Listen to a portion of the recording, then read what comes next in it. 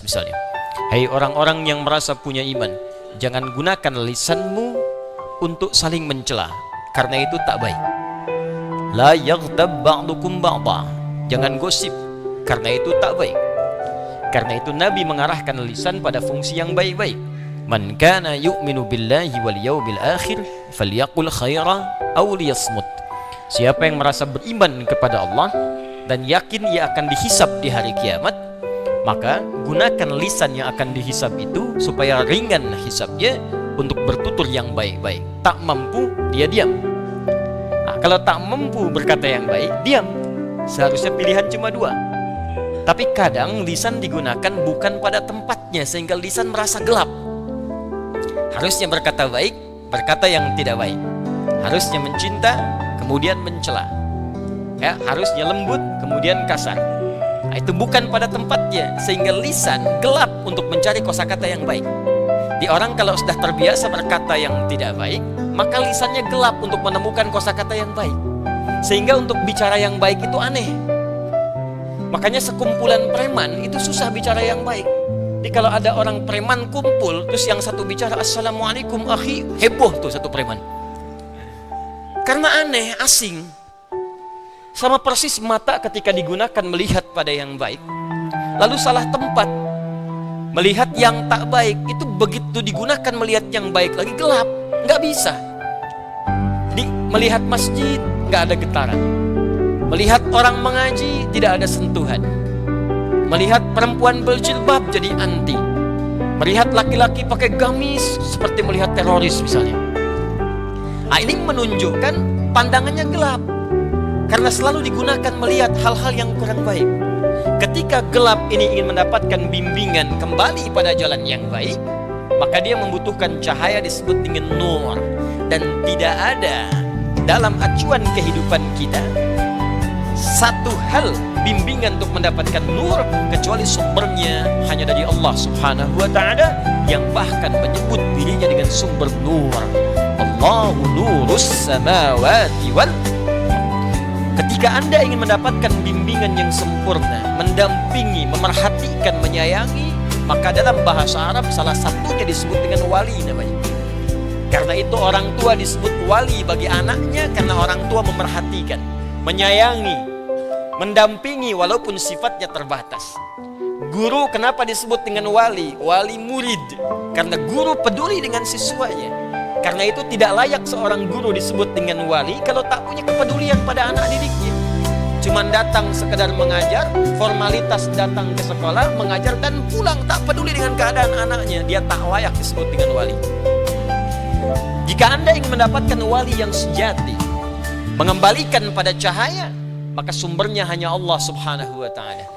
Maka Allah kemudian menyampaikan langsung dalam Al-Quran surah kedua Al-Baqarah ayat 257 itu. Allahu waliyul ladzina amanu yukhrijuhum minadh-dhulumati ilan nur. Allah akan menjadi wali bagi orang-orang yang beriman.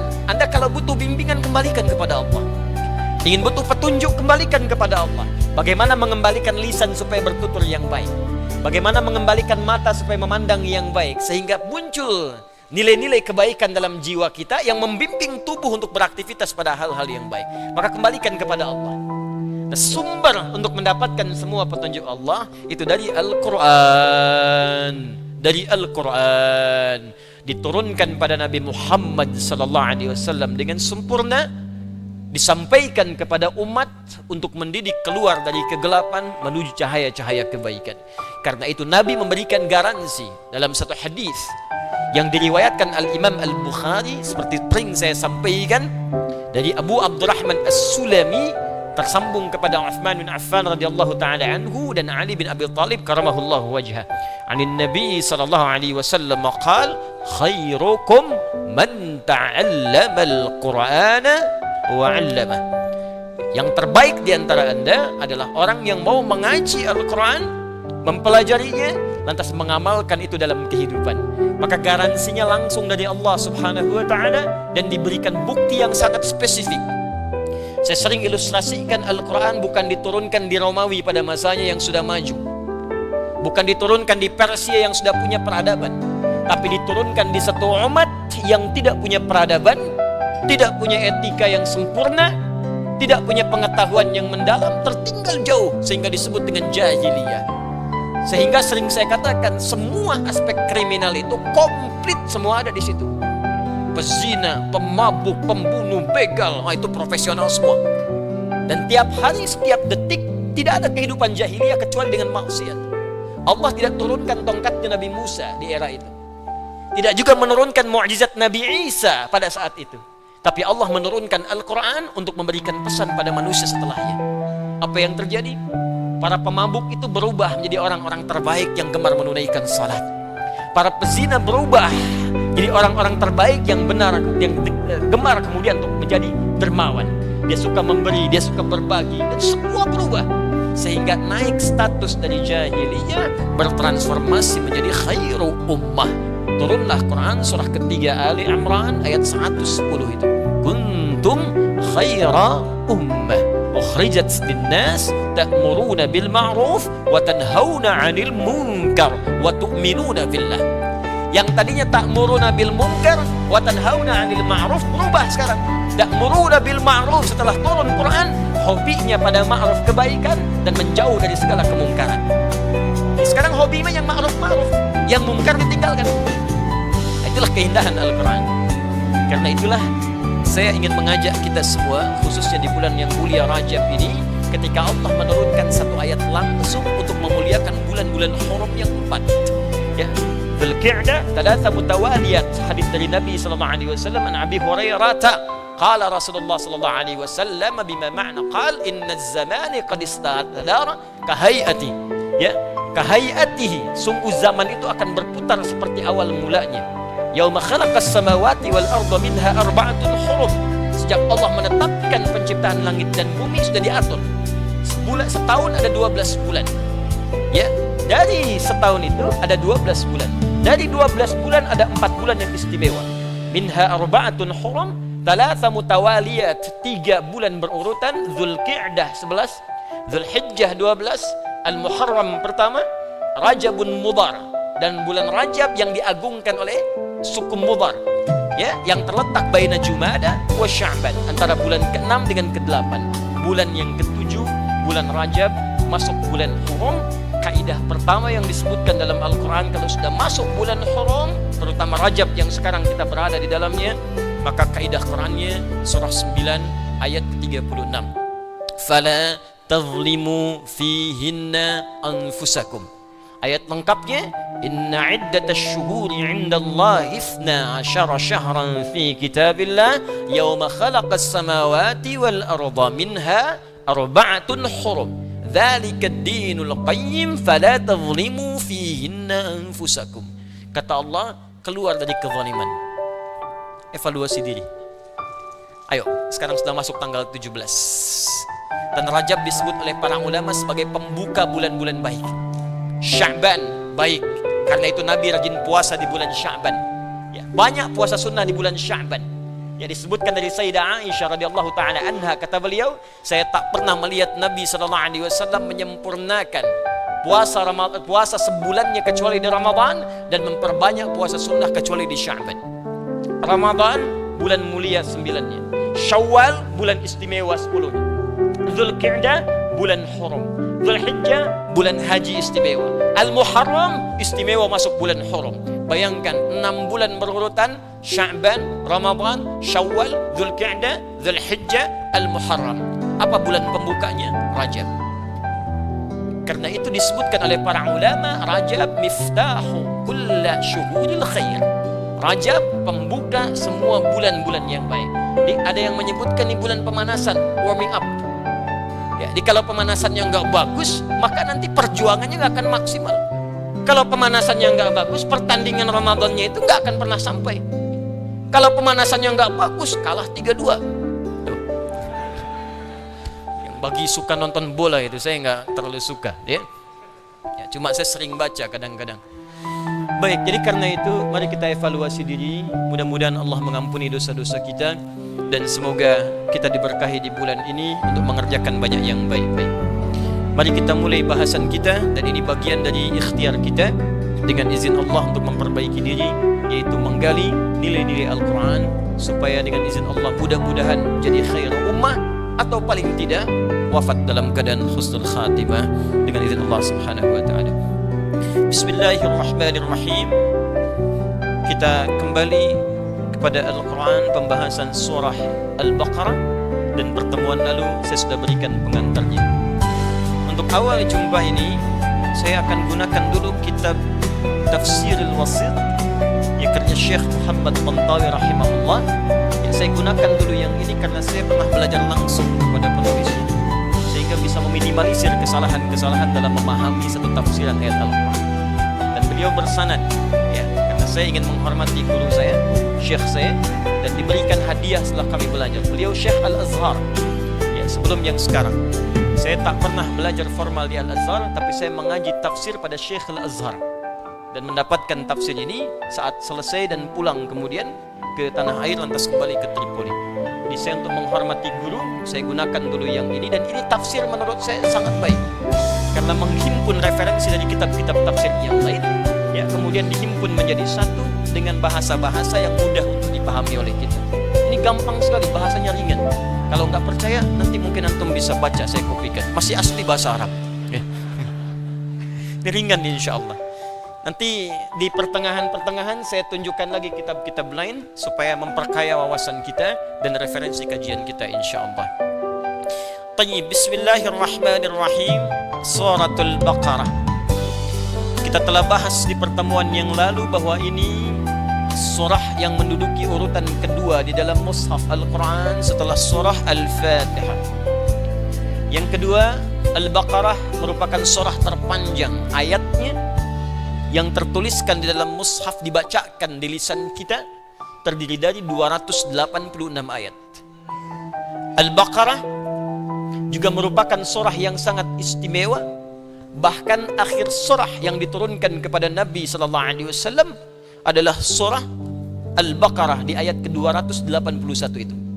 Wattaqu yawman turja'una fihi ila Allah thumma tuwaffa kullu nafsin ma kasabat wa hum la yuzlamun. Al-Baqarah hampir seluruh ayat-ayatnya umumnya sebagian besar sepakati oleh para ulama diturunkan di Al-Madinah Al-Munawwarah. Sebagian besar ayatnya turun di masa-masa awal hijrah Nabi SAW. Al-Baqarah memiliki keistimewaan yang kalau dibacakan setan bisa pergi menjauh.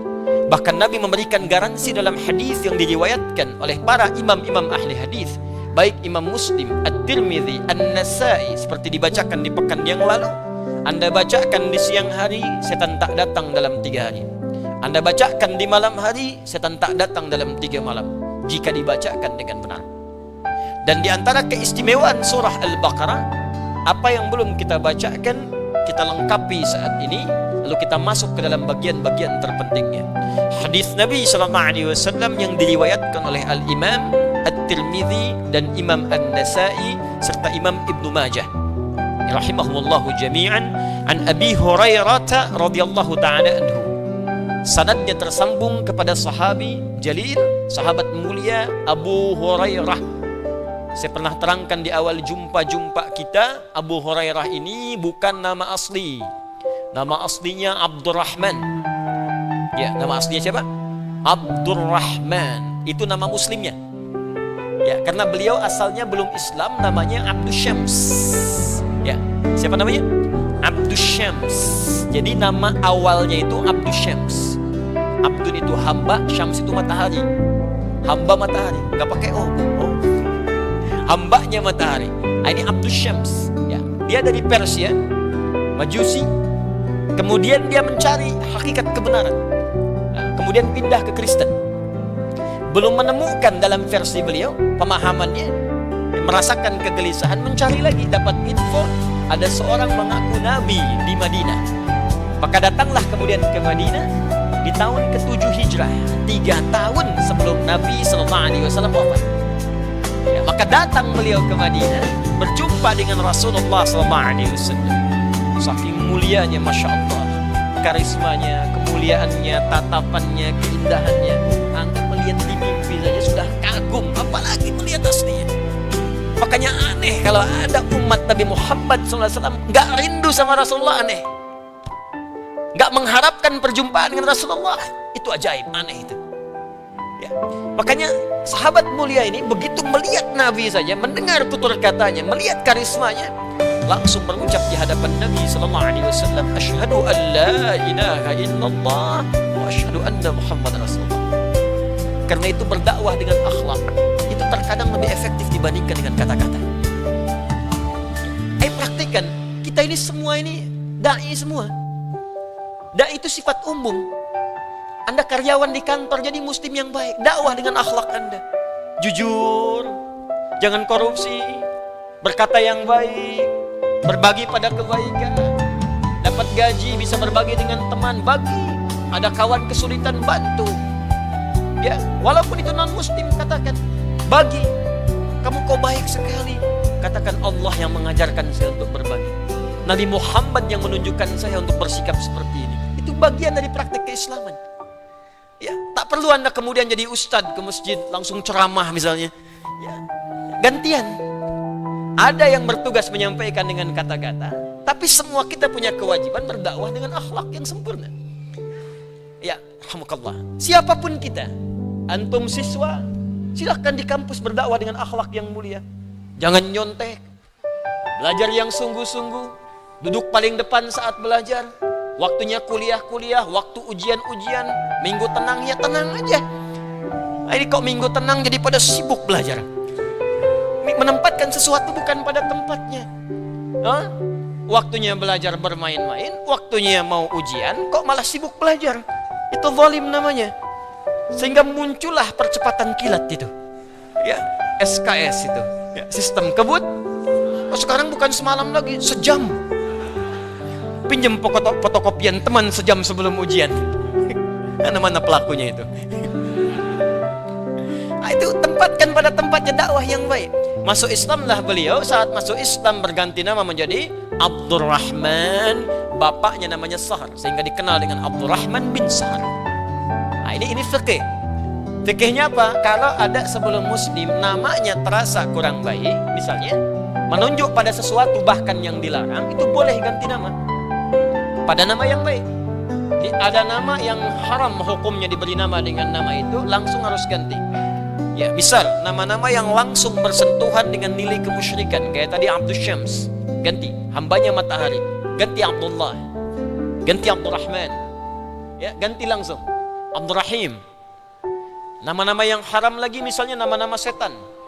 Coba dicek itu, barangkali ada satu di antara sekian nama ada kemiripan, ganti langsung malam ini. Khinzib, setan masjid, setan godain orang sholat. Ya, walhan, setan wudu. Dasim, setan rumah. Ya, itu yang paling populer itu. Ya, di banyak itu ganti.